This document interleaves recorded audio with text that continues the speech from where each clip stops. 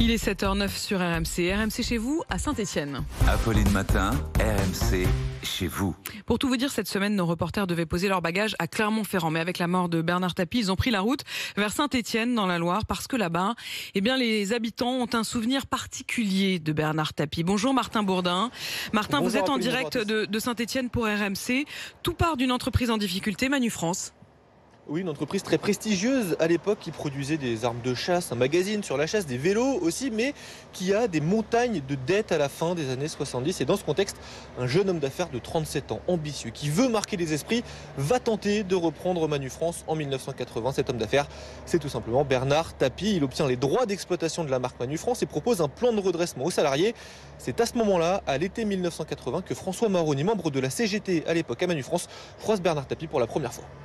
Quelqu'un qui avait de la gouaille, quoi, et un communicant, quoi. C'était vraiment quelqu'un de dynamique, ça c'est sûr. Disons qu'il avait une réputation un peu sulfureuse par rapport à ses reprises d'entreprises, quoi. Donc on appelait ça un peu des requins au niveau des entreprises. Et ils achetaient des entreprises pour les revendre à la découpe. Et puis c'était l'emploi et les salariés qui en souffraient, quoi. Voilà. Et des louanges, malheureusement, je trouve qu'on lui en fait beaucoup trop, et depuis bien des années. Et Martin, pourquoi est-ce qu'ils ont ce discours-là, justement ? Parce que ce que se craignaient les salariés, ce démantèlement tant redouté de Manu France, c'est tout simplement ce que Bernard Tapie a essayé de faire, séparer les différentes activités pour ne garder que les plus rentables. Les salariés s'opposent vivement à ce projet et ce rejet va pousser Bernard Tapie à se désengager de Manu France, même s'il continue d'exploiter la marque jusqu'à la liquidation en 1986. Lui dégage du profit. Pendant ce temps-là, de nombreux salariés doivent quitter le navire. Certains parlent de 800 emplois supprimés. Et il faut comprendre que c'est un traumatisme ici, à Saint-Étienne, une ville industrielle par excellence à l'époque. Les Stéphanois en gardent donc un goût très amer. Daniel Durand, par exemple, il était membre du Parti communiste ici dans les années 1980. Il s'est battu pour défendre les salariés face à Bernard Tapie.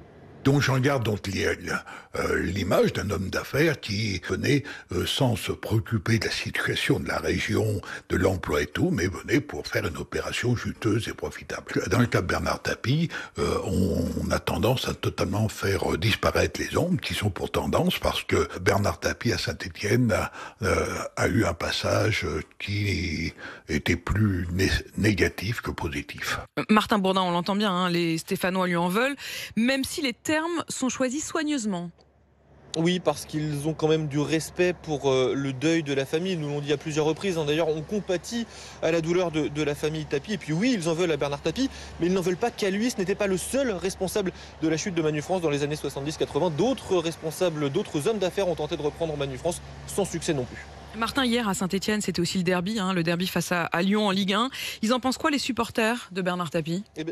Évidemment, ils n'en pensent pas que du négatif. Pour certains, Bernard Tapie, c'est surtout l'OM, la Ligue des Champions de 1993. C'est celui qui a amené le foot français dans une autre dimension. Mais ça, c'est vraiment pour les fans de foot. Quand on se balade dans Saint-Étienne, qu'on discute avec des Stéphanois, on comprend très vite qu'ils ne sont pas nombreux. Pouvoir dire du bien de Bernard Tapie, le nom fait grincer. Et d'ailleurs, l'annonce de son décès n'a pas fait beaucoup de bruit ici dans le quotidien local ce matin. Le Progrès, c'est bien le match nul des Verts face à l'OM qui fait la une ce matin. Seul un tout petit encart en tête de une est réservé à la mort de l'homme d'affaires ce matin à la une du Progrès.